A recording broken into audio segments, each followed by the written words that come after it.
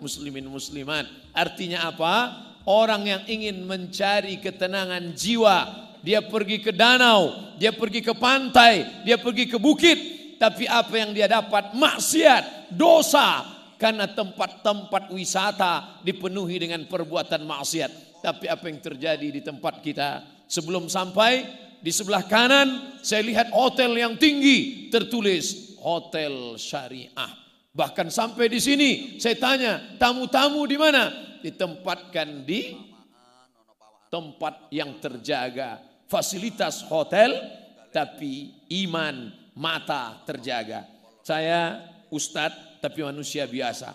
Kalau ceramah di beberapa kota saya ditempatkan di hotel. Hotelnya tinggi. Saya kadang di lantai 9, lantai 8. Sengaja dibuat tinggi-tinggi supaya yang mau foto sesak napas naik ke atas. Begitu masuk di lift, mau turun ke bawah, kita serba salah. Sudah pakai peci, pakai sorban, pakai koko, pakai kain sarung. Di dalam lift ada orang besar pakai baju kekecilan, orang kecil pakai baju kebesaran. Kadang roknya panjang, tapi resleting belum dipasang. Kadang setingginya 160 cm, kain yang dipakai 100 cm. Dipakai ke bawah terbuka ke atas, dipakai atas tertutup ke bawah. Loh, Ustadz ngelihatnya dikit. Tapi ketika mereka datang berwisata kemari, itu semua terjaga, matanya terjaga. Yang datang ke Iskarima menenangkan jiwa.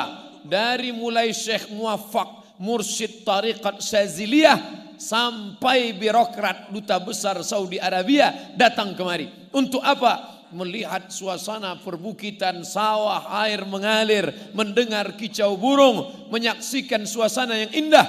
Tapi di samping itu jiwa mereka, spiritual mereka, jiwa darah daging mereka tenang. Kenapa? Ala bizikrillah, ketahuilah dengan banyak mengingat Allah tatmainnul qulub, hati menjadi tenang. Ternyata ketenangan bukan didapat karena makanan, karena ketenangan bukan di perut, ketenangan bukan didapat lewat minuman, karena ketenangan bukan di tenggorokan leher, tapi ketenangan berada di dalam hati. Di mana letak tenang? Ayatnya dibacakan ananda kita tadi. Huwallazi anzala sakinata. Dia yang menurunkan ketenangan. Kemana? Fi qulubil mu'minin. Di dalam hati orang beriman. Kota metropolitan, semakin besar kota, semakin hebat fasilitas. Semakin banyak rumah-rumah yang menawarkan ketenangan palsu. Apa namanya? Sinema 21. Apa namanya? Karaoke. Sibuk. Masuk kantor ditekan atasan. Pulang kantor kena tilang. Sampai di rumah ditekan orang rumah. Akhirnya stres, depresi, mencari ketenangan di luar rumah. Pergi ke karaoke, nyanyikan lagu pop, tidak tenang. Masuk lagu dangdut, makin gak tenang. Lagu rock, R&B, K-pop, makin tak tenang. Akhirnya makan pil anjing gila, baru agak tenang. Masuk sabu-sabu, makin tenang. Sakau, mati, hilang. Di mana sebenarnya ketenangan itu? Ketenangan itu jawabannya, datanglah ke komplek Iskarima.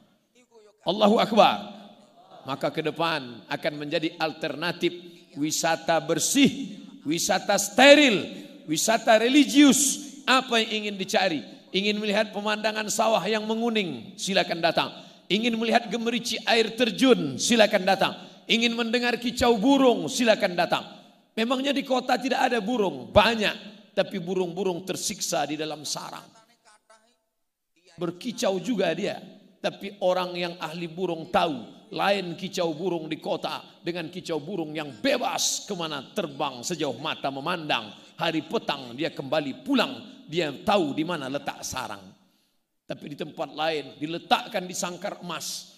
Burung itu berkicau. Tapi sebenarnya bunyi kicauannya penuh penderitaan. Kawin. Dari sejak akil balik dia tidak melihat betina. Di sini alam terkembang, indah, kicau burungnya lepas, bacaan Al-Quran para santri menenangkan jiwa. Dari sejak saya sampai tadi mendengarkan bacaan Al-Quran, sampai saat makan mendengarkan bacaan Al-Quran, belum pernah saya makan senikmat ini dan sebanyak tadi. Entah karena indahnya bacaan Quran atau karena lapar, wallahu alam. Tapi rasanya Allah yang menurunkan ketenangan, karena janji Allah tak mungkin ada tipu dusta. La ya'tihil batilu min baini yadayhi wala min khalfihi. Itulah kitab yang suci, yang tak ada kepalsuan, yang tak ada kedustaan, yang tak ada kenistaan, yang tak ada pencitraan di dalamnya, baik di depan maupun di belakang. Tanzilal Azizir Rahim, yang diturunkan dari Dia yang Maha Perkasa dan Maha Penyayang, Al-Quran. Maka wisata religi, wisata bersih, wisata steril, jauh dari dosa, jauh dari maksiat. Ketika ini sudah terbentuk, sudah nampak, sudah nyata, maka di masa akan datang mustahil orang akan membawakan maksiat dan dosa ke lingkungan ini. Beruntung bertuah Bapak Ibu yang ada di sekitar pesantren Iskarima. Kenapa? Di tempat lain orang ingin merubah yang hitam, merubah yang gelap menjadi terang. Tapi di sini sudah terang duluan, sudah terang dengan cahaya Al-Quran. Maka mustahil orang akan dapat berbuat maksiat dan dosa. Andai pun ada diam-diam, tapi untuk nyata dia tidak akan berani. Kenapa? Karena masyarakat sudah ngaji, sudah terbentuk pola pikirnya, sudah nyata di depan mata, sudah nampak anak-anak penghafal Al-Quran. Maka nikmat besar bukan karena tinggal di kaki bukit dengan udara yang sejuk, bukan tinggal di tempat suasana dengan sterilnya, jauh dari polusi, bukan tinggal di tempat penuh dengan gemerlap dunia harta benda, tapi tinggal dengan mata yang indah melihat pemandangan, hati yang nyaman mendengarkan Al-Quran. Itulah kenikmatan yang luar biasa. Hadirin hadirat, muslimin muslimat yang dimuliakan Allah Subhanahu wa taala. Saya yakin dan percaya bapak-bapak Kapolres Dandim yang pernah bertugas di sini pindah dia ke tempat lain. Saya yakin di tempat lain mungkin orang minta rekomendasi supaya dipindahkan ke tempat lain. Tapi saya yakin yang pernah bertugas kemari malah tidak akan pernah mau pindah ke tempat lain karena kenikmatan yang luar biasa. Ustaz kok tahu? Saya aja ingin berlama-lama di sini. Kalaulah bukan karena janji besok malam pengajian di MPR, mungkin saya akan minta nambah agak 2 malam lagi di sini. Kenapa? Karena suasana yang tenang. Oh, ini Ustaz ngomong basa-basi. Tak ada dusta di antara kita. Di tempat lain kita merasa tenang, nyaman, dingin, adem, ayam. Ternyata AC-nya kencang. Tapi di sini AC saya matikan. Tenang, sejuk, pikiran lapang, bauh mata memandang anak-anak membaca Al-Quran, penuh dengan sopan santun, adab. Anak-anak mencium tangan. Saya merasa tangan saya yang penuh bergelimang dosa tak layak mereka cium. Mereka hafal Al-Quran 30 juz di kepala mereka. Sedangkan Abdul Somad juz 30 pun kadang-kadang hilang-hilang timbul. Tak layak. Jadi jangan anakku tersinggung, beberapa kali saya tarik. Bukan itu tidak hormat. Aku merasa kalian jauh lebih mulia. Makanya mudah-mudahan dengan berceramah di sini. Wasiqal ladzina taqau ilal jannati zumara. Walladzina taqau wasiqal ladzina taqau rabbahum, orang-orang yang takut kepada Allah nanti masuk ke dalam surga itu bukan sendirian, zumara, berkelompok-kelompok, berjamaah. Ternyata yang masuk surga itu berjamaah dan nanti dipanggil jamaah. Jamaah mana yang duluan? Dipanggil oleh malaikat. Berikut ini jamaah yang pertama, jamaah Iskarima. Masuk. Yang pertama masuk pendiri almarhum. Yang kedua pengurus yayasan, ketua sekretaris bendahara. Lalu semuanya masuk. Security masuk juga. Pas di barisan terakhir ada Ustadz Somad. Malaikat nanya, ini dari Iskarima, bukan dari Riau. Loh, kok gabung di sini? Pernah ceramah sekali. Silakan masuk. Itulah gunanya kita menggabungkan diri dengan orang soleh-soleh. Walaupun saudaraku di tengah sawah di belakang, walaupun tidak kelihatan, saya tidak tahu betul di mana batas jamaah ini, saking gelapnya. Tapi insya Allah semua yang ikut di sini mendapatkan syafaat dari para penghafal Al-Quran ini insya Allah. Tapi jangan gara-gara ini besok nggak sholat subuh lagi.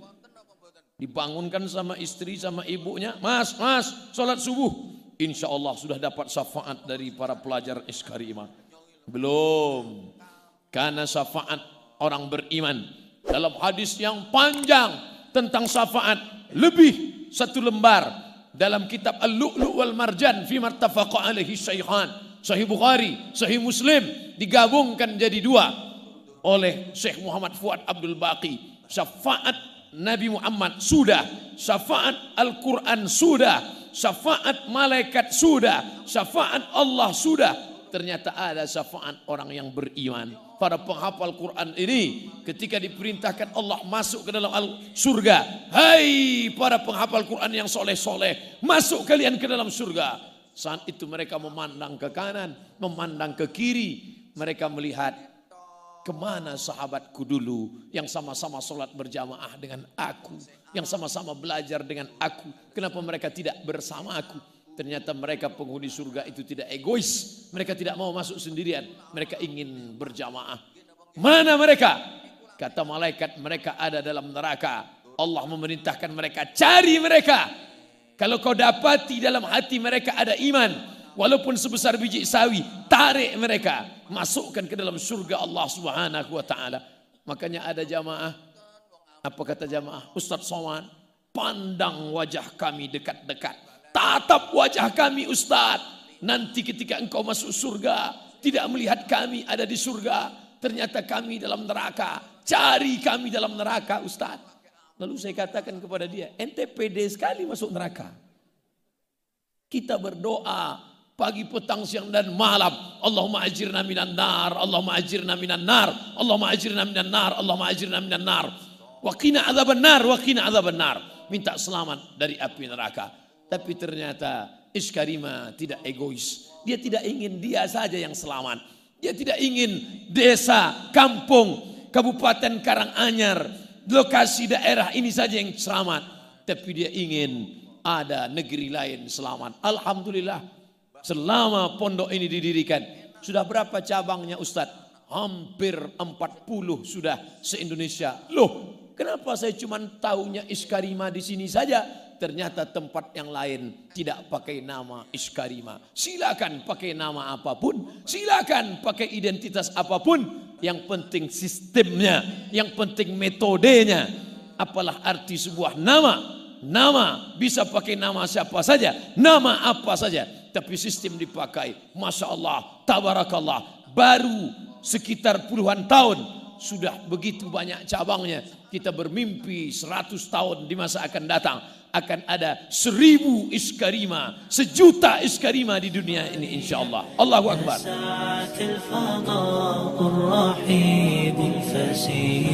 تنحى يا حزن واهجر فؤادا توكل بجد بعزم فصيح فإني علمت بأنك نجوى ولبس خبيث مضل